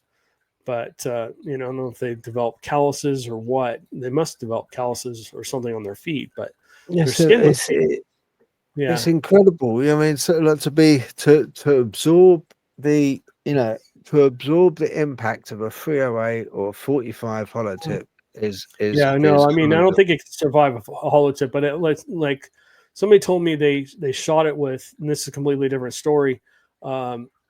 Something came onto their farm one night. They thought it was a person, so they had buckshot in their shotgun, and they shot it from about 15 feet away. And they said the bullets basically just got caught in the fur. The little pellets got caught in the fur. And it pissed it off. Charged at them, and they ran back inside and banged on their door, then left them. So I mean, but if you hit it with a 45 up close or a shotgun with a slug in it, you're probably going to do some damage to these things. But I mean, I've heard all kinds of stories. Like the military supposedly knows that they're real, and in certain times, I know Joe is telling me that he had seen military personnel come into his area with black helicopters, and them rappel down into the woods, and then would disappear for a while, and activity would just completely stop. So I've also heard there's a unit out there in the military in the U.S. at least, that deals with, and I've had lots of weird encounters with a lot of high up military personnel. Do you know what, Matt? It's a lot of this, like the paranormal, from the paranormal to Bigfoot. It's the witness sightings are always nine times out of 10 always a personal thing. Usually a personal thing. If you see Bigfoot, you'll see it. Well, usually it'll be a singular one-on-one bump. Right. And it's always in the most absurd way. With paranormal and with Bigfoot, and it's like kind of like really absurd. The latest I've been hearing an awful lot of is people coming forward going, "Oh yeah, Phil, I saw Bigfoot and it was on a UFO. We saw a UFO. It was following the car, and we looked across, and inside it looked like a big hairy man looking out at us." Yeah, just absurd stuff. Absurd. It's almost as if they kind of stage it they stage it to be absurd as possible, so that when you recount the story, you're going to look like a nut job. You know? So my research has led me to drop pins in a lot of locations. If you visually watch some of the podcasts I do, the video podcasts, you'll see me go through pins, and all through the so I haven't done the world yet, but I'm finding there's a pattern of you get hauntings, you get UFO sightings, you get Bigfoot, you get Dogman, and you get everything else in there. And one of my theories is maybe UFOs are abducting Bigfoots, and stuff like that. So, did you need to take a timeout? It's up to no. If you guys need to take a time out, we can pause if you want. Okay. So what do you think to that, Matt, that we've swapped places? Do you think that's paranormal? I definitely think it's paranormal. I came back in and all of a sudden you guys were on the opposite side. I was like, I had to clean my glasses just to make sure I wasn't seeing things. I've had a little look at your website. I've got to bring it up because it's a fantastic, absolutely really nice website. I'm going to get this shared up and here just so that people can see. Yeah, you can find our podcast, our YouTube channel on there as well. If you go to our actual website, this is our podcast website, but if you go to deepwoodsparanormal.com, you can also find all this as well. Right. Let me just okay. I didn't send that to you, but you guys, it's on the links are in our podcast as well. So if you ever want to go to that, hang on, let me take that down and move. Who came up with the name? Guys, can you see that is it come up? Because I'm really trying hard to get this up, but Deep Woods Paranormal. Can you see it on screen or not? Not yet. No? Okay, right. For some reason, I don't know, it won't let me share your website. It might be because right, okay. Yeah, it may not then, because if you've got security on your website, it may not allow it to be shared. Okay, let's try a Spreaker so people can have a little look, because I've got to say, Matt, you put the time and the effort and energy into what you do. You certainly do. Let's have a look at Spreaker. I think this might work. Okay. Yeah, that works, doesn't it? Yeah. Okay, so that's good. Scroll down. If you want to, go back into my early days, you can scroll all the way back down to, episode, I think it's 4 or 5. That I transferred over to speaker. Like I said, the first 10 or so were not very good episodes, although a lot of people listen to them. I don't have those out publicly anymore, but yeah, so you can go through, and like I said, we have over 200 podcasts on here. We've done probably closer to 220, 230, but some podcasts, after I go through and review them, I'm like, I just rambled on about nothing for 15, 20 minutes. And so I just deleted them and started over, did a different podcast. I'll be doing a podcast later today on Bigfoot. So okay. But yeah, we've been doing this a long time now, and I enjoy it. Kind of gives me an outlet to tell people my stories and stuff like that. And again, we don't just talk about Bigfoot or ghosts. We talk about UFOs. We have guests on that talk about like Laura, who has had multiple Bigfoot encounters. UFO abductions. In fact, she even talks about Bigfoot in one of her alien abductions, Bigfoot being on a ship with her and stuff like that. I was listening to, because during work, what I was doing is I was listening to a lot of your podcasts, and I heard the one on Annabelle. Really interesting, that Annabelle doll. That was a real interesting one. It reminds me of this one behind me. This is Andy. Raggedy Andy. But Raggedy Andy. Yeah, Raggedy Andy is also haunted, but not demonically, thank God. Okay. Good. Yeah. Annabelle is more demonically haunted and not somebody you want to mess with. So okay. I've actually done a podcast with him sitting on my lap before. It's been pretty interesting. So yeah. Well, what would you say is your natural go-to? Would it be the paranormal side, the UFO side, or the cryptid side, or all of it? Would you lump it all as one and just love? I like it all. I'm more into the Bigfoot research right now, just because I've been doing ghost hunting for 30 years. I live with ghosts. literally, I live with ghosts. I have things happen all the time. You talking about things moving earlier and stuff like that. I get, unfortunately, demonically attacked from time to time, jabbed in the side or whatever. Things move on me all the time. It's like, no, don't move that. And it moves, of course. Doors closing, stuff like that. But yeah, I mean, like I said, my house is heavily protected, basically very religiously protected and energy wise protected as well. I talked to an energy worker, like we were talking about the hello sign or welcome sign. I had to take that down and to move that inside because the psychic told me there's like a conveyor belt of spirits coming through your front door and going out your back door. And we're like, what? One night I had this on and sitting in the living room, I had the ghost box on. Let me put it this way so you can see it. And I was just trying to tune it because we were doing an investigation that night. And all these names start coming through. And they're weird names. And I realized after I listened to it for about half an hour, it was just name after name after name after name. They were Polish and Ukrainian names and Russian names. And I said, who are you? And it said, they're basically, it was the dead soldiers from Ukraine and Russia. Because I had what I had. I didn't even realize I had the news on. They were talking about Ukraine. And so, like we were talking about earlier, signs of intelligent haunts where they were, trying to talk. They were just spouting their names off. I'm like, okay, I got to go, guys. And then they were quiet for a second. I'm like, okay, good. I'm gonna turn it off, turn it back on to see if I could reset it. And again, the names start spouting out. And this went on for 2 hours. I'm like, holy crap. But yeah, I mean, like I said, there's a conveyor belt coming through my house of spirits sometimes. So anyways, if you're going to get into the paranormal, be very careful. Like the three of us have done, you got to protect yourself.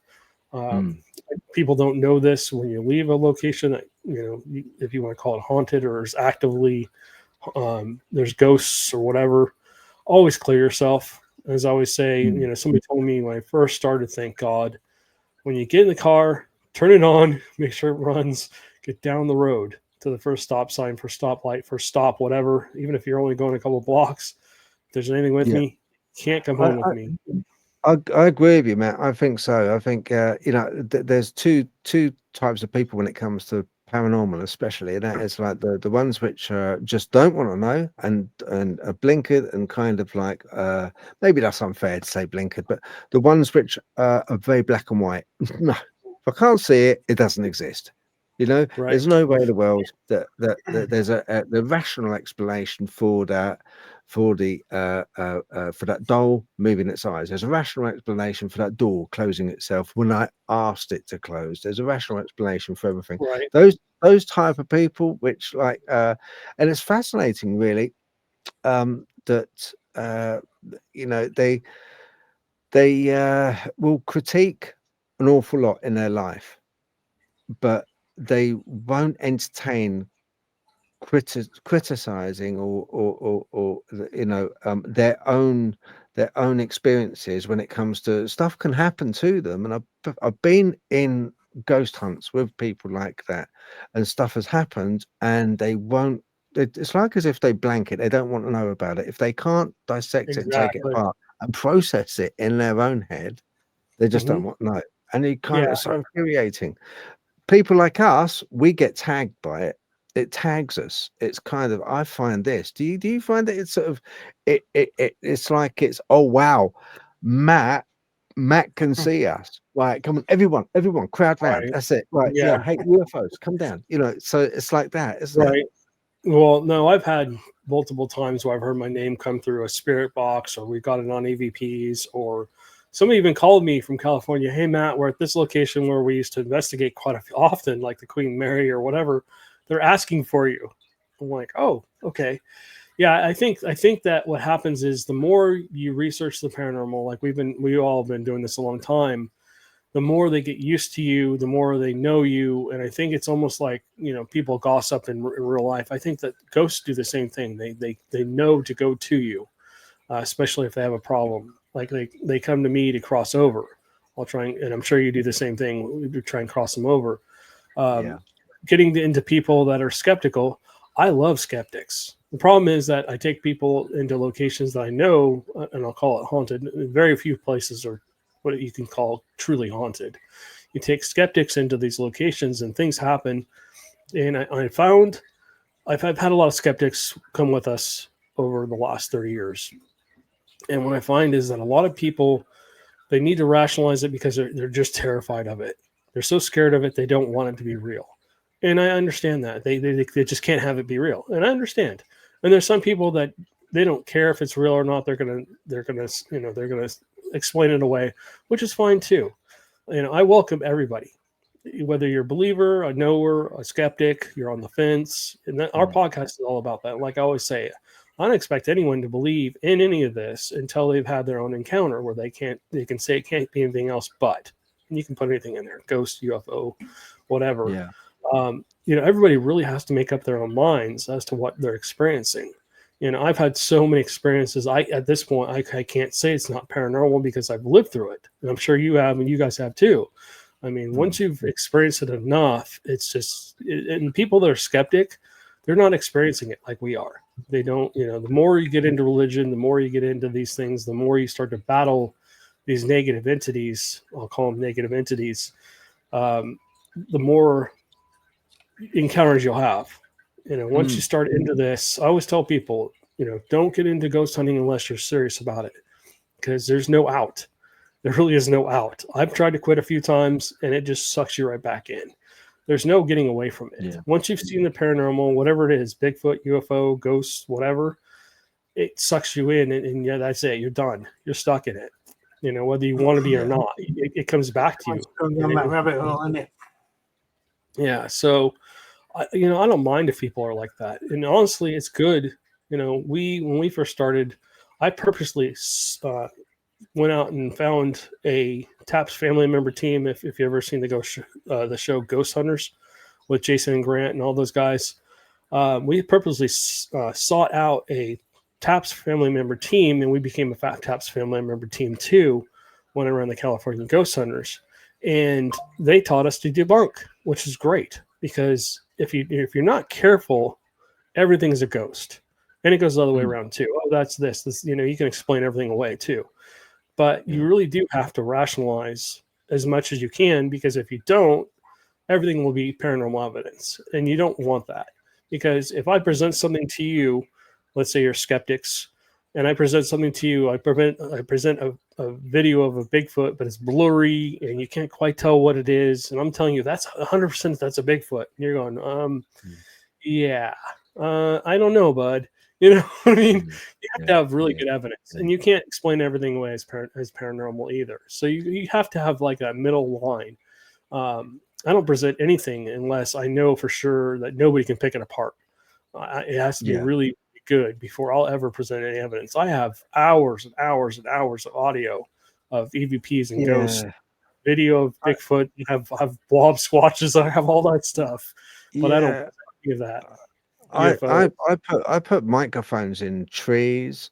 I kind of like just leave them. I leave them in trees. I go back to them. I'll sift through 12, 24, 32 hours worth of audio in one sitting, sort of like what I'll do is I use a computer with some software so I can see the peaks and troughs to see what I should like.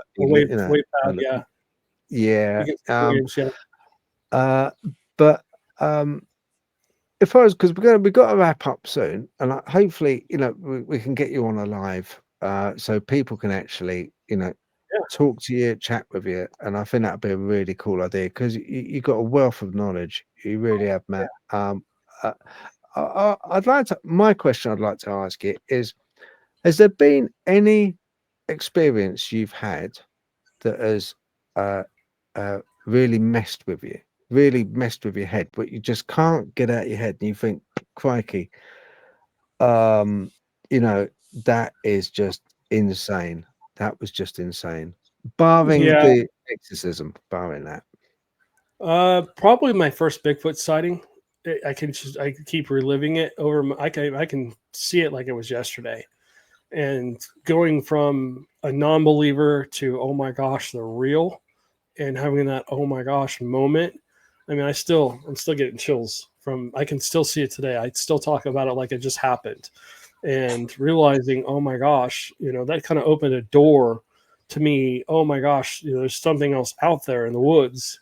And as one black ops, special ops guy told me a long time ago, if you really knew what's in the woods, you wouldn't go in the woods. There's a reason they don't want you to know that these things exist, because nobody would go out there. Nobody would visit the national parks and stuff. There's if you ever seen the movie Predator, that's real. That's real. It may not be an alien, but it's real. There's something out there that is cloaked, and it's not a Bigfoot. And they look like Bigfoots, but I've actually seen one move, and it's like, wait, what? And the more I research Bigfoot, it's just the more I'm drawn into it. And, that just changed my life. I mean, I went from just being a ghost hunter to being more open to other ideas, because I wasn't really into aliens at that point, but it kind of pulled me into aliens, and then Dogman and all that. It just kind of opened up a whole spectrum that I wasn't even looking into, a whole different world of the paranormal that I never researched before. So have you ever I think seen Matt? Can I ask Matt? Have you ever seen two things really? Have you ever seen? I mean, I got a lot of grief over this because I found and I've photographed and videoed a bark which had been stripped back off a branch. So a branch on the trees, and a bark had been stripped back and then tied in a very careful knot. I've come across that quite a few times. And I've had a lot of grief over that because biologists and naturists have said, "Oh no, it's a deer." And I said, "Well, yeah, deer do strip back bark with their antlers, and because the antlers get in the right state sometimes, really bloody and just like look awful. It doesn't hurt them, but it's just they do that with bark. But to tie it all in a knot, that that's like kind of weird. Yeah, it doesn't make a lot of sense. No, and have you? I had an experience in the forest where I saw a group of deer, and this group of deer were looking at something, and my dogs were going crazy. I got two Jack Russells, but Jack Russells are surprisingly good spotters. They can like see and they sense stuff really well because they're working dogs. They're ratters and stuff. Right. So, and they were going crazy and just defending me, running around my feet in a circle and stuff like that. And I was like trying to sort them out. I was like, "Hey, calm down, calm down." Right. And then I looked back up with my camera because I love the deer, and I was looking at something. There's three of them, and they're looking at something. And then I put the camera back up again after sorting the dogs out. And what the deer were looking at was this golden shimmering entity. And this golden shimmering entity was just it must have been I would want to say it's about 500 yards away. Yeah. So it was a fair distance, but it was just silver and gold shimmering. Got it on video, and behind it you can see this like big large praw. It must have been, I reckon, at least 12 foot tall, 12 14 foot tall entity, Bigfoot entity coming out of the forest towards it, this shimmering entity. Have you ever seen anything like, not specific, but like a shimmering of an entity in the forest? Not particularly gold or silver, but have you seen anything shimmering? Yeah, I've seen that before. A lot of the times that's usually what a ghost looks like. Sometimes they'll it could be a ghost or it could be a portal too. A friend of mine sent me recently, about a year ago, we had an experience where we were at the same jail. We had a lot of weird things happen in that jail where we were using the ghost box, and all of a sudden my wife was down the way with a bunch of people. Their K2s just start lighting up and staying lit up all the way across. I mean, the lights were like this as it goes all the way across. They were all the way here, and they didn't stop lighting up. Now, these are super sensitive. There's no electricity up there. So we know, we checked everywhere, and out of the ghost box clearly comes portal. And then you hear the word, exactly. You hear portal, and then you hear demon, and then you hear angel. And I'm like, what the hell? And at that same exact time, my friend texts me, and he lives in the forest, different forest, not the Sabine National Forest. He lives down south towards Houston. Matt, a portal just opened up in my backyard, and a bunch of entities just came through it.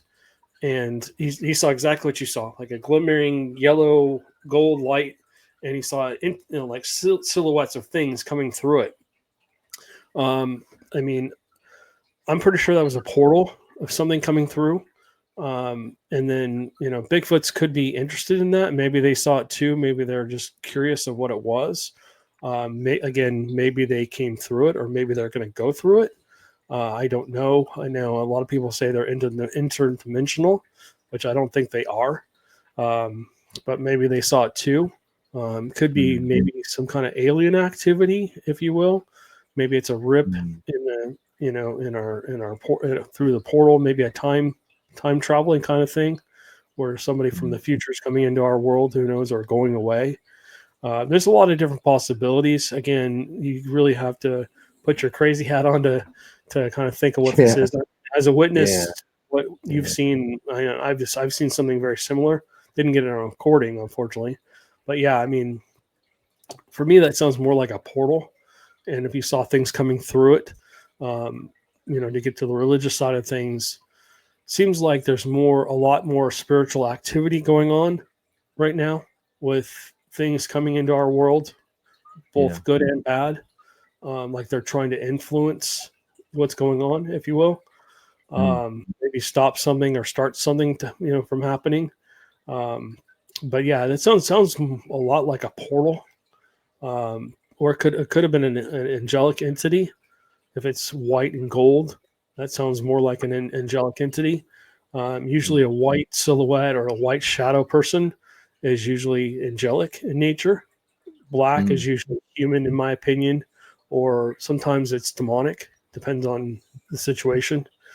But that just sounds like a portal, or possibly, and if you saw things coming through, it could have just been spirits crossing into our world, or something else crossing into our world.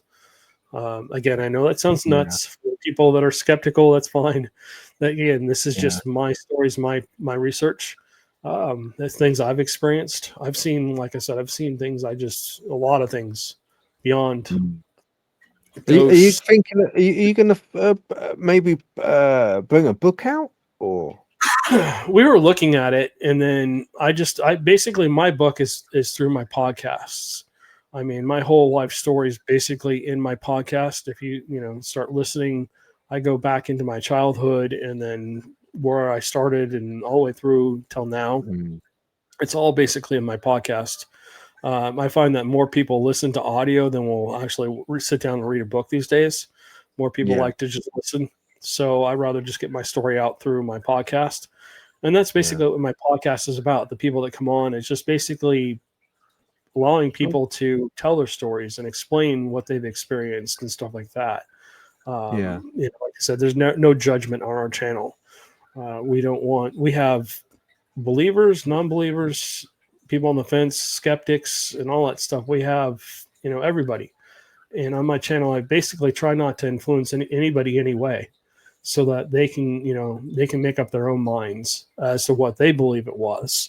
That way we don't ever have any issues. Because you've got some really cool. I just want to tell the people at home some of the podcasts they can listen to, and they're really absolute. I mean, I have been listening to them. I must admit, I haven't seen the video one because I've been at work, so it's easier, like you said, to listen.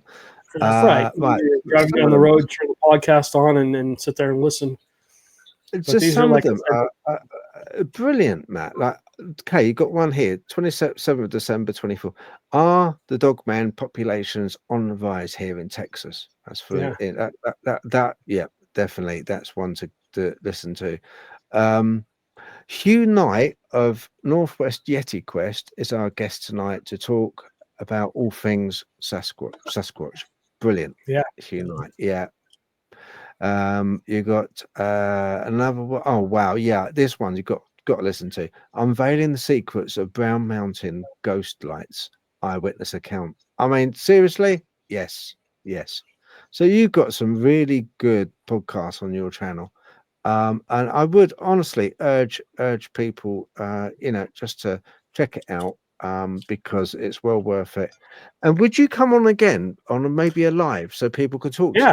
Definitely. And I'd love to have you guys on my podcast too, because I know you have your own experiences.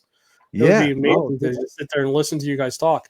And that's what our Yeah. podcast is about, people being allowed to get their stories out. So yeah, love to do that. What about you, Carl? You up for that? Yep, I'm into that. Yep. Yeah. Good. We didn't get to Yeah. talk to you very much, Colin. I would love to hear about your, about your Right. past stories and stuff too. It would be Well, amazing to have you come on. earlier, I could listen to you all day. Yeah. You just Yeah. have one of them voices and experiences that you just Yeah. Yeah. mouth open. I mean, we ain't got the woods that you have over there, and I mean, we're boots on the ground guys, even Phillies, but we don't come across things like that. We do get experiences and sightings, but not like what you see guys over there. I'm jealous, and I've always said to Phil, I want to go to America and I want to study in America. Yeah, I mean, there's so many places, in England, and Ireland, and Scotland. We've had the chance to go to Ireland and Scotland. We've had cool experiences there. My wife and I. Yeah, Scotland. My family's been lucky enough to be able to travel around some parts of the world.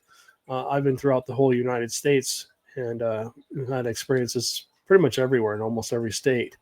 But I would love to come to England. You guys have so many cool welcome. We look after you. Yeah, if I ever get to England, I'll call them both of you. Take me to your cool locations. I'd love to go investigate with you guys. Sure. For sure. If you come over, wow, I know at least like three, a month there three really haunted places. Yeah, oh yeah, definitely. And no, that'll be good. And okay, I'm going to wrap this up, guys, because it is getting on to nearly 2 hours, and I'm going to go and get a cup of tea because I'm British. Yeah. Tea is nothing but tea, man. I'm drinking my coffee right now. Yeah. Thank you, Colin from the Dark 66. Thank you for coming on, and You're welcome. It's been really cool. Yeah, well, thank you so much for having me on. I appreciate it. That's fine. And once again, guys, please check out Deep Woods Paranormal. Welcome to our paranormal podcast. Just check it out. It's got tons of content, and I thoroughly recommend it. Unbelievable. Okay, thank you very much. Appreciate that, Matt, and hope to see you again soon. Yeah, definitely. Looking forward to it. Okay, cool. Bye, mate. Thanks, Matt. Oh wow, what did you think, Carl? Brilliant. Amazing. What an amazing guy. Yeah, absolutely. Can't wait till he comes on again. Way over my head. The experiences he had is just incredible, isn't it? Well, I'm jealous. I'm absolutely jealous. It's just, he was talking about ever since I was 14 to see a Bigfoot. I think I have seen one, not like them, but just to go out and see it nearly every day or whatever, or even live amongst them in the woods would be just a dream of mine. Maybe one day, Phil.